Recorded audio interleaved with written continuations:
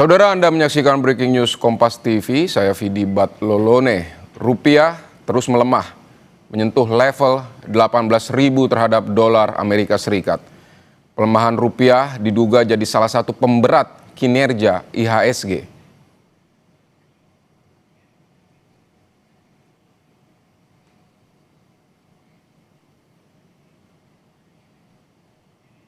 Saudara, rupiah makin tak berdaya melawan dolar Amerika Serikat.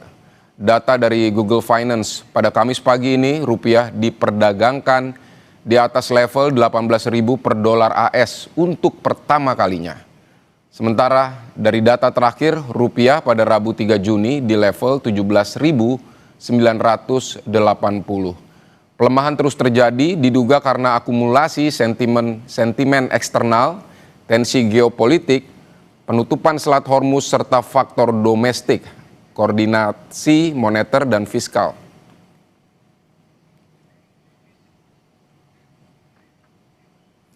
Sementara pantauan nilai tukar rupiah per dolar AS di pasar spot terakhir ditutup di level 17.942, melemah 0,71% atau 127 poin dari hari sebelumnya, yaitu di angka 17.839. Sementara pada 28 hingga 29 Mei, rupiah masih berada di level 17.846 dan 17.881 dan sempat menguat tipis di 1 Juni di angka 17.803 per dolar AS. Saudara, pada perdagangan kemarin, Rabu 3 Juni 2026, IHSG rontok lebih dari 4%. Anjloknya IHSG menyentuh level terlemah selama 5 tahun terakhir.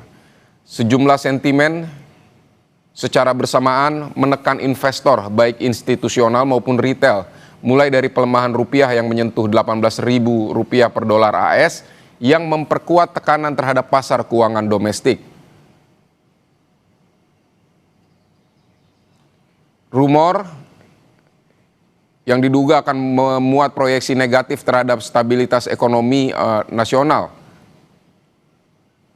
hingga lembaga pemeringkat internasional Moody's yang memberikan outlook negatif kepada Danantara Investment Management. Menteri Keuangan Purbaya Yudi Sadewa juga sepakat bahwa banyak rumor di dalam negeri yang menyebabkan IHSG ambles. Hari ini ambruk nggak hampir 5%, Pak.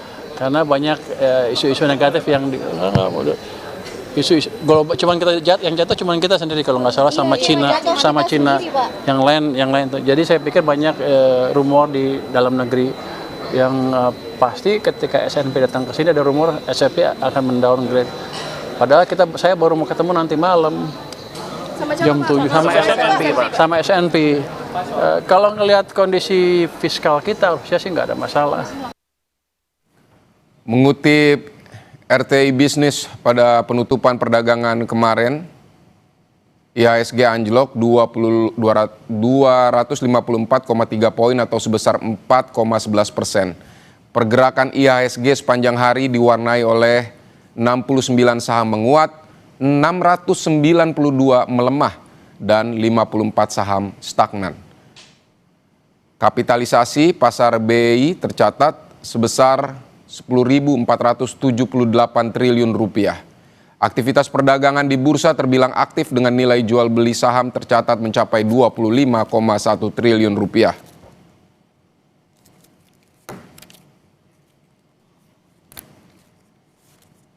Dari sisi sektoral, performa indeks kompak melemah dengan sektor barang baku menjadi penekan utama pelemahan IHSG dengan 9,05%, dilanjutkan dengan sektor energi yang ambles 5,61%. Sektor infrastruktur turun 5,05%. Sektor kesehatan anjlok 4,36%. Sektor industri turun 3,54%. Serta properti dan keuangan masing-masing turun 3,48% dan 1,76%.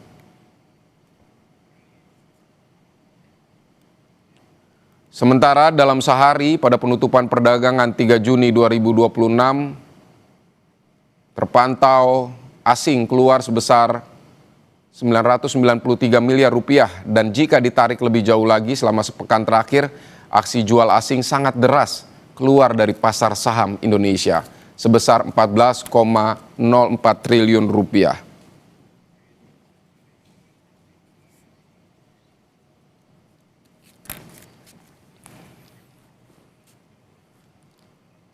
Lalu bagaimana dampak pelemahan rupiah dan anjloknya IHSG pada pembukaan perdagangan hari ini terhadap inflasi serta daya beli masyarakat?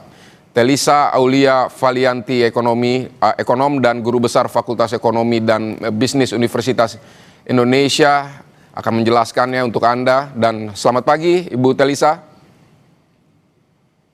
Selamat siang maksud saya. Oh ya, siang. Ya, baik. Siang.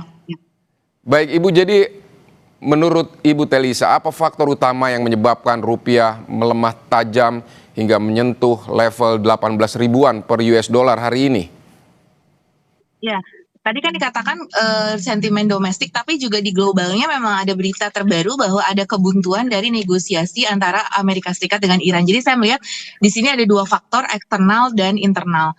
Dari sisi eksternalnya sendiri memang adanya ketidakpastian yang semakin meningkat karena belum jelas akhirnya bagaimana diplomasi antara AS Iran ini yang harapannya tadi bisa segera damai ternyata menemui kebuntuan. Nah itu, dan kemudian terjadi serangan-serangan. Jadi bahwa ekspektasi bahwa ini akan lama itu juga membuat investor menjadi sentimen negatif seperti itu di global. Nah, kemudian di domestik sendiri tadi sudah disampaikan oleh Pak Menteri Keuangan, memang benar sekali bahwa sudah beredar isu-isu bahwa S&P akan menurunkan rating Indonesia gitu, walaupun masih investment grade tapi akan turun satu notch. Nah itu juga yang membuat market lumayan bergejolak, termasuk juga saham. Jadi selain falas juga dari sisi market saham itu juga bergejolak karena ada isu tadi ya terutama. Dan kemudian ini juga bersamaan dengan adanya kebijakan-kebijakan baru yang masih dikhawatirkan itu kemudian bisa menciptakan distorsi-distorsi kepada pasar gitu ya. Walaupun itu belum pasti ya. Arah kebijakan pemerintah kan sebetulnya baik, tapi dari market membacanya bahwa ada potensi itu mengganggu mekanisme pasar seperti itu. Jadi itu makanya pasar begitu khawatir. Dan berbarengan banget dengan Moody's yang memberikan rating yang tidak terlalu baik ya, gitu. Ya dalam arti bahwa tidak seperti yang kita harapkan kepada Danantara seperti itu. Dan itu juga jadi multifaktor banget ya, rupiah kita terus melemahnya karena tadi tekanan internal dan eksternal yang begitu besar seperti itu. Baik, multifaktor, tapi apa yang menurut Anda paling dominan? Ini faktor eksternal atau internal? Ya, kalau hari itu soalnya ini ya pas banget bersamaan gitu. Kalau bisa dikatakan mungkin 60% internal, 40% global sih. Jadi relatif balance ya. Negatif sentimen dari domestik yang terkait dengan penurunan rating oleh S&P itu rumor ya, sama itu tadi yang global tuh pas banget tuh kemarin diberitakan bahwa buntu gitu hasil negosiasi antara Iran dengan AS gitu. Jadi bisa dikatakan ya 40-60% lah gitu ya. Untuk kemarin memang lebih banyak domestik sentimennya gitu, karena cuman kan si global sentimennya kan terus ada kan dan cukup dominan juga. Nah tapi ditambah dengan di dalam negerinya sendiri ada rumor-rumor semacam itu, jadi itu semakin menyebabkan adanya outflow yang cukup besar pada hari-hari kemarin itu sehingga rupiah kita melemah seperti itu. Baik, jadi bagaimana dampak pelemahan rupiah ini menurut Anda terhadap inflasi, impor, terutama energi dan bahan baku, dan daya beli masyarakat? Ya, data inflasi kemarin memang sudah ada kenaikan dari 2,4 ke 3,08 year on year dari BPS kemarin, meskipun itu sebetulnya masih dalam target pemerintah. Nah, cuma inflasi juga kita lihat dari producer price. Producer price sudah naik lebih dari 3% ya, sekitar 3,2-an gitu, sudah naik harga produsen. Biasanya nanti kalau harga produsen naik di bahan baku, nanti di harga konsumennya juga akan mengikuti untuk mengalami naik. Jadi bisa jadi bulan depan inflasinya lebih tinggi karena sejumlah harga pangan juga sudah mulai mengalami kenaikan, dan kita sendiri kalau survei-survei di pasar memang beberapa produk sudah mengalami kenaikan ya, produk elektronik, produk bahkan kuliner sendiri, makanan-makanan minuman itu juga sudah banyak mengalami peningkatan. Plastik kan dari awal juga sudah mengalami kenaikan ya.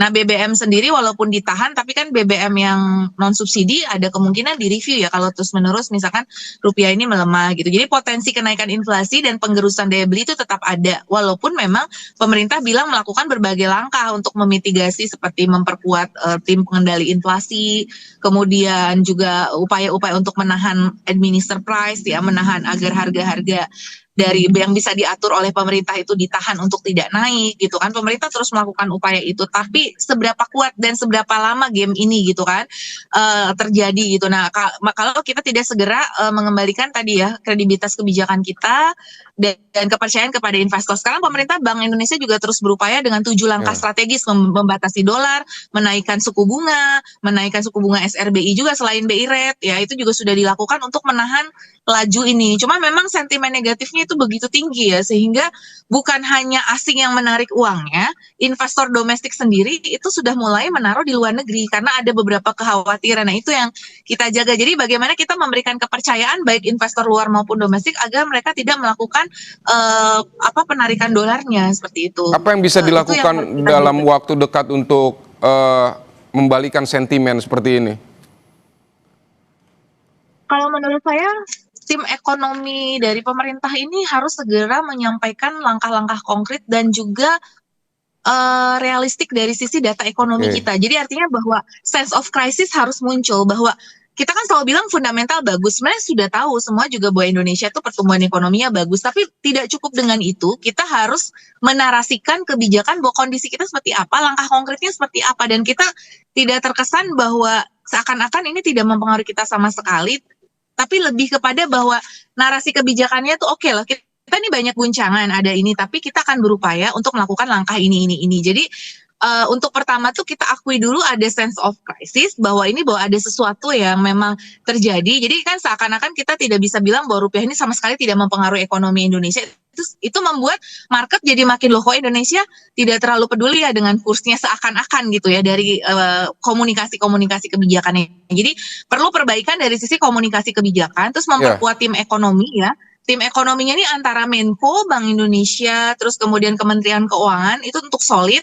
Terus dari sisi fiskal kan dikatakan tidak ada masalah. Nah, sebenarnya kan juga ada concern seperti bunga utang dan lain sebagainya. Jadi artinya bahwa bahwa sebenarnya kita itu menghadapi masalah struktural namun terkendali gitu loh. Jadi dan itu kita berusaha untuk perbaiki gitu. Jadi artinya bahwa meminimalisir denial ya kalau saya bilang, karena gini, kami membandingkan dengan negara-negara lain ya, bagaimana menghadapi krisis. Mereka pertama bilang bahwa ini akan ada guncangan loh di global, ekonomi kita itu akan menghadapi guncangan, sehingga kita harus bersama-sama untuk menghadapi guncangan itu. Dan itu masyarakat soalnya merasakan. Jadi yang pertama itu di domestik sendiri harus kompak gitu loh, bahwa pemerintah itu menyadari bahwa di masyarakat itu ada yang terdampak, mungkin ada yang tidak terdampak, ada yang terdampaknya banyak gitu. Tapi kan kebanyakan masyarakat umum kelas menengah ke bawah itu merasakan sekali dampak dari kenaikan ini. Nah, itu yang empati dari government sendiri bahwa ada loh kelas yang terpengaruh. Jadi kalau ada pernyataan, ya memang untuk menenangkan, untuk optimisme. Nah, tapi realistisnya harus muncul juga. Jadi balancing antara komunikasi kebijakan yang optimis dengan realistis, itu sih kuncinya. Nanti kalau kita udah sama nih, sefrekuensi antara pemerintah dengan masyarakat dan pelaku usaha, itu kita akan lebih memudahkan untuk kita menghadapi ini bersama-sama. Kalau sekarang tuh soalnya belum harmoni nih antara di pemerintah sama masyarakat, karena pemerintah bilang baik-baik saja, di masyarakat bilang enggak baik-baik aja. Nah, itu belum kompak. Nah, gimana caranya supaya ada win-winnya, bahwa oke, kita harus optimis, tetapi tetap kita harus realistis juga bahwa ini ada kondisi yang mempengaruhi loh, sehingga kalau pemerintah mengakui bahwa ini mempengaruhi, sehingga pemerintah akan lebih aware dalam melakukan kebijakan-kebijakannya dan lebih terinformasikan akan melakukan kebijakan apa untuk memitigasi berbagai resiko ini, seperti itu. Jadi itu sih kuncinya di situ dulu, supaya mengembalikan kepercayaan pelaku usaha kita, masyarakat kita ini. Jadi bukan cuma investor, tapi masyarakat pelaku usaha ini harus kita yakinkan bahwa kita tuh bareng dan kita satu frekuensi, seperti itu. Jadi kita nanti bisa lebih kompak nih, gerakan cinta rupiah, gerakan pahlawan devisa. Kita minta nih eksportir agar menaruh devisanya di Indonesia tanpa harus selalu dipaksa dengan regulasi. Ini pahlawan devisa kita panggil gitu loh, untuk negara, agar negara kita jangan sampai terjadi lagi yang namanya krisis nilai tukar. Kan kita tidak ingin ya. Sekarang kan istilahnya masih lampu kuning nih, mumpung dari hijau ke kuning belum ke lampu merah. Nah, kita harus bareng-bareng nih untuk menjaganya. Kita gerakan cinta rupiah, pahlawan devisa gitu, dan kesadaran bersama bahwa ini kita ada sense of crisis, sehingga kita bisa bersama-sama untuk berkolaborasi dengan yang ada gitu. Dan yang bagus-bagus itu tetap kita maintain, fundamental ekonomi yang bagus, pertumbuhan ekonomi, program-program prioritas untuk masyarakat tetap berjalan, seperti itu. Tapi soal komunikasi kan beberapa waktu lalu juga Presiden sudah datang ke DPR dan menyampaikan soal kebijakan-kebijakan ekonomi. Ini menurut Anda seperti apa? Ya, kalau membaca berbagai respon itu ada apresiasi positif tentunya ya untuk bagaimana Indonesia memanfaatkan sumber daya alam. Tapi itu kan lebih ke menengah panjangnya. Nah, jangka pendeknya yang masih belum tergambar. Nah, sedangkan ini kan benar-benar tuh tim jangka pendek gitu loh. Nah, ini makanya punggawa-punggawa ekonomi di bawah pemerintahnya itu harus menunjukkan credibility bahwa kita itu mampu menangani ini. Kita pernah melewati krisis, kita pernah melewati COVID. Nah, bagaimana pengalaman-pengalaman krisis kita untuk kita tuh melakukan kayak COVID dulu deh, gimana kita rasakan. Kita kompak sekali, padahal kita menghadapi musuh yang tidak terlihat. Kita belum tahu banget penyakit COVID itu kayak apa. Kalau rupiah kan sebenarnya Indonesia pernah pengalaman. Kita sudah punya jaring pengaman sistem keuangan, kita sudah punya KSSK sekarang, perbankan juga katanya lebih solid gitu. Nah, itu kan sebenarnya jadi modal kita. Nah, cuman itu untuk meyakinkan ke masyarakat, caranya adalah bahwa kita tidak terlalu denial dalam kondisi sekarang bahwa ada sense of crisis dan itu masyarakat merasakan itu aja sih sebenarnya kayaknya dibutuhkan oleh masyarakat supaya nanti ujungnya itu adalah kepercayaan masyarakat bahwa pemerintah ini mampu menangani dan kita tuh pada frekuensi yang sama bahwa positioning kita tuh seperti ini. Di sektoral kita bagus tapi memang di keuangan ada challenge. Nah, sehingga masyarakat tuh harus gimana gitu. Itu yang dibutuhkan guidance ya dengan kondisi realistis seperti ini. Jadi yang dijual bukan hanya yang sisi positifnya saja tetapi realistis di lapangannya seperti apa sehingga nanti kita bisa melakukan langkah bersamanya gitu. Jadi memang dari tim ekonominya perlu lebih mendetailkan gitu. Seperti apa sih dan kemudian di studi lapangan. Jadi banyak mengambil di masyarakat lapangan. Nah, nanti dari lapangan itu kayak semacam belusukan gitu ya di lapangan-lapangan. Oh, ini ternyata tuh harga ini tuh meningkat ya gitu. Jadi nggak hanya data makro yang itu sometimes bisa bias juga gitu. Nah, nanti kalau udah tahu oh di masyarakat tuh seperti ini kita belusukan. Nah, nanti langsung kita lakukan langkah-langkah seperti apa gitu. Kerjasama dengan Pemda juga dan lain sebagainya. Karena di masyarakat di bawah ini sudah mulai menjerit gitu dengan naiknya. Di warteg aja harga sudah naik ya. Meskipun warteg itu mungkin komponen impornya rendah. Tapi kita lihat itu mulai naik gitu. Seperti itu. Jadi itu dulu deh, maksudnya kayaknya langkah utama itu adalah mengetahui kondisi di market itu seperti apa, dampak dari pelemahan rupiah dan saling memahami dari kedua sinergi pentahelixnya. Nah, baru nanti kita langkah untuk memitigasinya seperti itu. Baik, Ibu, lalu menurut Anda seberapa besar dampaknya terhadap pertumbuhan ekonomi Indonesia di tahun 2026 mengingatkan pemerintah masih optimis dengan target pertumbuhan di atas 5%? Ya, beberapa lembaga internasional juga masih mempertahankan Indonesia di 5% setidaknya dapat ya. Tapi kan pemerintah malah maunya 5,6 begitu kan, 5,7 gitu. Mungkin bisa ada downgrade sedikit dari efek rupiah ini kalau terus-menerus terjadi, karena kan walau bagaimanapun nanti akan pengaruh ke konsumsi, pengaruh ke investasi, pengaruh ke impor ya, dan ke utang kita dan seterusnya. Nah, tetapi memang kalau dari sisi sektorialnya sendiri kan pemerintah memang menggenjot banget ya untuk ke pertumbuhan gitu. Kalau lebih ke inflasi dan inflasinya sih, jadi nanti inflasi yang akan menggerus si pertumbuhan itu sedikit gitu, tapi masih manageable gitu kalau kita lihat mungkin ke inflasi. Jadi kuncinya tuh juga bagaimana kita menangani imported inflation akibat kenaikan nilai tukar ini. Nah, kita berharap misalkan perusahaan tidak langsung menaikkan harga, dia mungkin menekan margin dulu apabila dimungkinkan ya pada sektor-sektor tertentu, ada CSR lah dari perusahaan untuk tidak langsung menaikkan harga kayak gitu. Jadi kolaborasi juga dengan CSR perusahaan, karena di Malaysia juga seperti itu. Ada waktu itu mereka pernah terjadi depresiasi dari ringgitnya itu tidak langsung menaikkan harga gitu, mereka kayak CSR gitu. Nah, dan tapi itu kan dibutuhkan komunikasi yang bagus ya Bu ya? Iya, jadi kita bersama-sama, jadi pahlawan makro lah, kita minta masyarakat berkontribusi gitu ya untuk kepada makro ini bersama-sama seperti itu. Nah, jadi dan kemudian terutama memitigasi berita-berita hoax yang muncul ini loh, yang kita takutin ini spillover dari news effect yang macam-macam. Tadi aja udah ada yang nanya, Bu, apa saya harus menarik uang di perbankan? Nah, kayak gitu-gitu tuh harus di-manage. Makanya komunikasi kebijakan yang segeranya loh, sense of urgency. Kita misalkan bisa mencontoh, bukannya saya ini ya, karena saya akademisi selalu bikin komparasi gitu. Ada contoh dari kita sudah baik tapi harus ditingkatkan lagi. Contoh di Singapura ya, PM-nya itu Lawrence Wong itu dia memang menyampaikan bahwa Singapura itu akan menghadapi guncangan, kita harus bersama-sama kayak gitu. Jadi dia akui dulu bahwa ada guncangan ini dan masyarakatnya nanti akan terpengaruh. Jangan kaget nanti kalau ternyata ini meningkat, ternyata nanti hidup lebih susah. Dia bilang seperti itu. Jadi bukan yang kita cerita tuh kayak yang bagus-bagusnya aja gitu, bahwa ada loh realita seperti itu gitu. Nah, itu yang ingin diakui oleh masyarakat, terus kemudian nanti supaya kita bisa menyatukan langkah bersama. Yang pasti sih kita yakin Indonesia bisa melalui badai ini karena kita sudah teruji ya untuk melalui berbagai badai, tetapi tadi bedanya itu di komunikasi kebijakannya supaya lebih baik lagi, dan kemudian tadi lebih ada sense of empathy kepada kondisi di masyarakat. Nah, nanti kalau sudah muncul sense of empathy, nanti masyarakat pun akan mendukung dari kebijakan-kebijakan pemerintah, dan kebijakan yang diambil pun itu masyarakat yakin gitu dengan pemerintah itu memiliki kemampuan untuk memanage ini. Jadi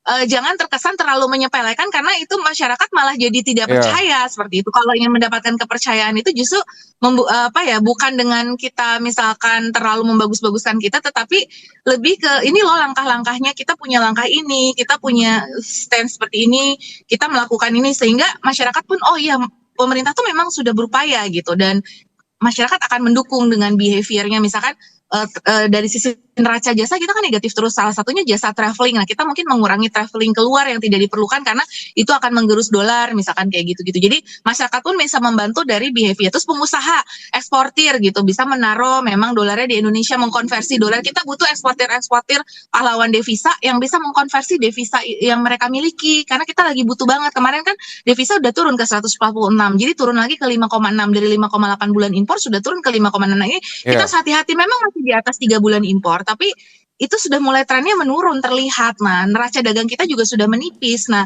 itu capital outflow, neraca jasa kita defisit, primary income kita negatif. Jadi itu harus didorong terus gitu loh untuk devisa kita butuh devisa ini. Kita pariwisata bisa kita tingkatkan. Sekarang kan pariwisata katanya lagi bagus ya. Nah, ini momentum ini kita manfaatkan. Kita dengan mendorong pariwisata ke Indonesia gitu. Itu kita dorong untuk mendapatkan likuiditas dari devisa tadi. Kemudian kita mengaktifkan local currency ya. Local currency kita aktifkan ya. Karena sekarang yuan juga akan banyak digunakan sebagai diversifikasi dari dolar seperti itu. Nah, itu terus kita galakan juga penggunaan yuan atau non dolar seperti itu. Nah, itu bisa sebenarnya langkah-langkahnya. Cuman yang penting tuh sekarang masyarakat juga dimengerti, diempati, dan kemudian kita bersama-sama langkahnya bersama seperti itu. Baik, Bu Telisa, apakah di level 18.000 ini masih dianggap sementara atau sudah mendekati fundamental baru? Seperti apa menurut Anda? Nah, ya kami juga kemarin melakukan research modeling ya terkait dengan fundamental ini. Memang dinyatakan bahwa rupiah sekarang tuh cenderung undervalue. Jadi kita tuh sebetulnya berada di bawah fundamental kita. Sebenarnya dengan growth kita yang seharusnya tinggi Ya, itu seharusnya kita tidak selemah ini. Tapi karena tadi sentimen negatifnya begitu banyak, spekulatif faktor, dan ini ada spekulatif faktor juga saya rasa. Jadi kita juga harus memanage spekulatif faktor itu. Harus punya jagoan-jagoan kita nih di global. Kita punya global networks untuk menghadang ya. para spekulan ini juga. Nah, itu nanti kita bisa ke fundamental. Nah, fundamental barunya saya melihat bahwa fundamental kita ini lama-lama tergerus gitu. Jadi tadinya kan level psikologisnya 16.000 secara fundamental. Jadi apa sih fundamental itu? Maksudnya rupiah secara fundamental, rupiah Ya. yang sesuai dengan kondisi ekonomi kita yang sesungguhnya real kita gitu loh. Berapa nilai tukar kita? Nah, kalau kita di bawah itu berarti kita under value. Nah, tapi si fundamentalnya sendiri sekarang agak ke drift down ya. Jadi si fundamentalnya sendiri karena kita itu fundamentalnya tergerus juga, ada walaupun economic growth tinggi, tetapi karena ada ketimpangan tadi ya, bahwa growth-nya mungkin lebih didukung oleh kelas-kelas besar saja, sedangkan menengahnya tergerus gitu. Jadi tidak kuat gitu si Baik. growth-nya itu menopangnya. Nah, si fundamentalnya tuh tidak ini ya, artinya tidak merata. Nah, karena itu dia jadi mendrift down si fundamental rupiahnya. Jadi kalau dikatakan apakah ada yang baru, apakah dia fundamental baru, itu masih perlu kita teliti karena kita tuh sudah turun ya dari 15.000 Ya. fundamentalnya ke 16.000. Nah, kita menemukan equilibrium baru, tapi kita berharap equilibrium kita kan kalau Pak Purbaya bilang harapannya bisa kembali ke 15.000 fundamental kita sebelumnya. Nah, itu Oke. bisa dilakukan. Kita memperbaiki terms of trade kita, memperbaiki money growth, mempengaruhi interest rate differential, memperbaiki productivity kalau dari modeling yang namanya behavioral equilibrium atau fundamental equilibrium exchange rate model. Jadi itu ada beberapa hal yang harus kita perbaiki kalau mau kembali ke fundamental yang lebih baik di 15.000 seperti itu. Baik, ekonom dan guru besar Fakultas Ekonomi dan Bisnis Universitas Indonesia, Telisa Aulia Valianti, terima kasih sudah berbagi pandangan di Breaking News Kompas TV kali ini. Selamat beraktivitas kembali, Bu Telisa. Ya, terima kasih. Saudara, breaking news Kompas TV kami akhiri sampai di sini. Tetap bersama kami untuk mengupdate informasi-informasi selanjutnya di program Kompas Siang. Saya Vidi Batlolone pamit, sampai jumpa.